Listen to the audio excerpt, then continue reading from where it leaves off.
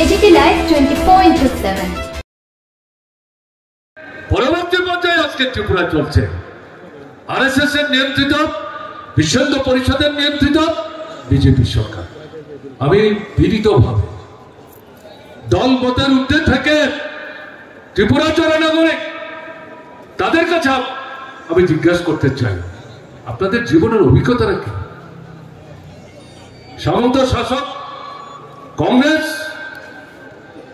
কংগ্রেস টিউজেস এবং বামফ্রন্ট এবং আজকে বিজেপি সরকার, বামপন্থী ফ্রন্ট সরকারের সাথে বিজেপি থেকে শুরু করে কংগ্রেস সামন্ত সরকার, সামন্ত শাসন, তার কোনো মিল আছে? দিন রাত্র ফাড়া, আসমান জমিন ফাড়া। মানুষ এখন নিজেরা বলতে শুরু করেছে ভুল করেছে, বিভ্রান্ত হয়েছে, মোহগ্রস্ত হয়েছে, বিপদগামী হয়েছে, নিজের পায়ে নিজেরা তুল মেরেছে। এর থেকে বেরোতে হবে। দেশের নির্বাচন এই আহ্বানই আমরা জানিয়েছি।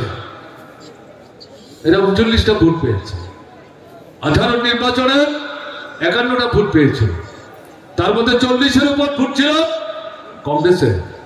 কংগ্রেস যখন মার্ক্সবাদী কমিউনিস্ট পার্টির নেতৃত্বে বামফ্রন্টকে রাজনীতিগতভাবে কর্মসূচিগতভাবে মোকাবেলা করতে ব্যর্থ, তারাই সেখানে বিজেপিকে সাহায্য করেছে মার্ক্সবাদী কমিউনিস্ট পার্টির নেতৃত্বে সরকারকে, যাতে ক্ষমতা থেকে উচ্ছেদ করা যায়।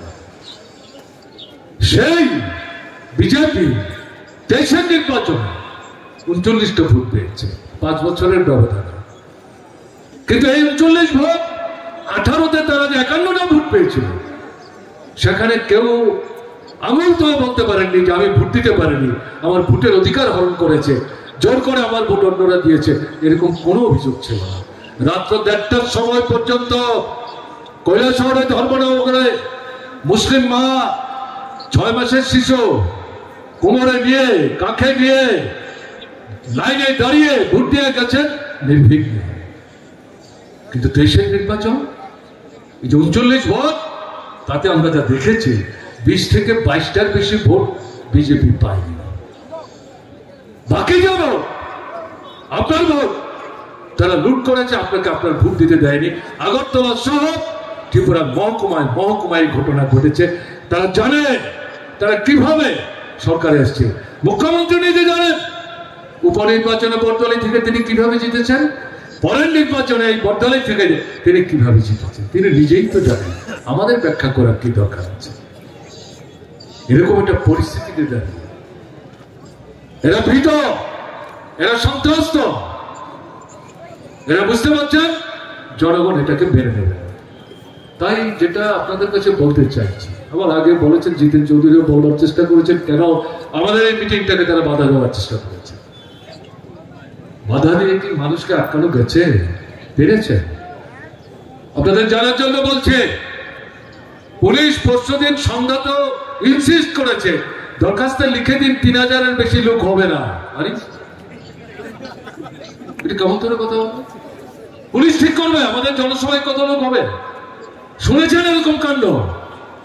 এটা পুলিশের কথা না, মন্ত্রিসভার রাজনৈতিক যে নেতৃত্ব, মুখ্যমন্ত্রী সহ তাদেরই এই পরামর্শ।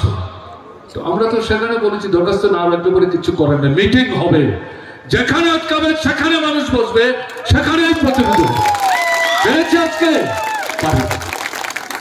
আমি যেটা বলি, এই পরিস্থিতি থেকে মানুষ মুক্তি চায়, শুধু মার্ক্সবাদী কমিউনিস্ট পার্টির লোকটা। বিজেপির মধ্যে কিছু সৎ ভাবনা চিন্তার লোক আছে, তাদের গুরুত্ব মূল্য এখন বিজেপিতে নাই। এরা এখন ক্ষুব্ধ বিক্ষুব্ধ হয়, নিজেরাও বলতে শুরু করেছে। এরকম ভাবে তো আমরা ভাবতে পারিনি। এটা কি চলছে? অরাজকতা চলছে, এর পরিবর্তন দরকার। এরা তো আমাদের সঙ্গে কথাবার্তা বলতে গিয়ে এই বিষয়গুলো বলছে, এ তো তৈরি করা কথা না। উদয়পুরের খিলপাড়ার কাছে যে মহিলা বাড়িতে ঢুকে লুণ্ঠন করলো, স্বামীর মাথা ফাটালো, চোখের জলে বুক ভাসিয়ে সোশ্যাল মিডিয়ার কাছে বলতে গিয়ে হাত জোর করে মুখ্যমন্ত্রীর দৃষ্টি আকর্ষণ করে তিনি যে বলেছিলেন মুখ্যমন্ত্রী আমি তো বিজেপি, গত বিধানসভা নির্বাচনে আমি বিজেপির জন্য কাজ করেছি, আমাকে আজকে যারা আক্রমণ করছে, বাড়িতে এসে যারা লুটপাট করছে, এরাও বিজেপি, তো কেন তারা আমাকে আক্রমণ করছে? কোনো জবাব নাই। আপনার দৃষ্টি আকর্ষণ করছে, হাত জোর করে বলছি, একবার আসুন, আমাদের খোঁজ নিন, আমাদেরকে আক্রমণের হাত থেকে রক্ষা করার চেষ্টা করুন। গেছে মুখ্যমন্ত্রী?